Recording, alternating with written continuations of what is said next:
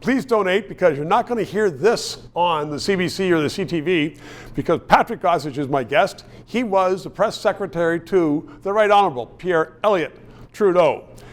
An old-fashioned Liberal. Has a good ring to it. And you know... Well, you're an old-fashioned Yes, Liberal. I am. People say, and I said, no, I'm a Liberal. All you guys are no longer Liberals. In any event, let's talk about the cabinet, because there's been some criticism of it, that some of the old deadwood is still there.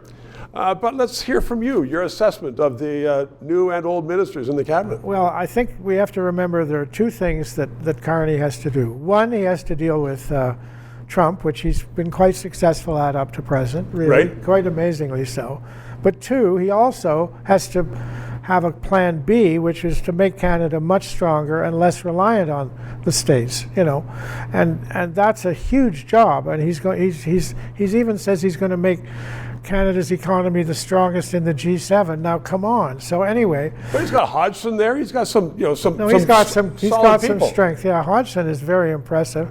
And in terms of the Canada-U.S., obviously our old friend Dominique LeBlanc has even more responsibility. He's responsible for internal trade as well as Canada-U.S. relations. He's got a title like 3 pages long now. I know, it's incredible, and I think, you know, at one point I really felt he could be our next prime minister. He's that strong, you know, right, and that effective, I think. So that's very hopeful. And then there is a legitimate criticism that of the 28, 14 are old hands, you know.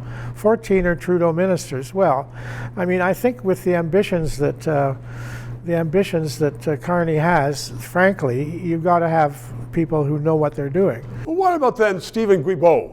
He is, you know, the guy who is going to tell all Canadians you have to buy electric cars. He is keep it in the ground guy.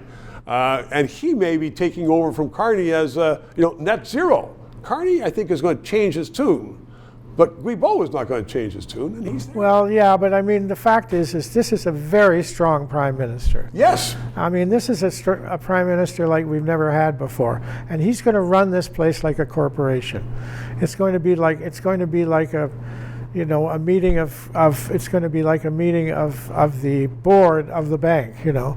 And he's going to be strong and practical and definite. And also he's going to empower the cabinet, which is a nice change from Trudeau, who absolutely tried to run all the ministers out of the PMO. And I think that there's actually going to be a respect for cabinet ministers that didn't exist under Trudeau, and I think that's a good sign. You know, they'll have some authority. They'll have some which authority. Trudeau PMO never gave them any authority. So you're hopeful.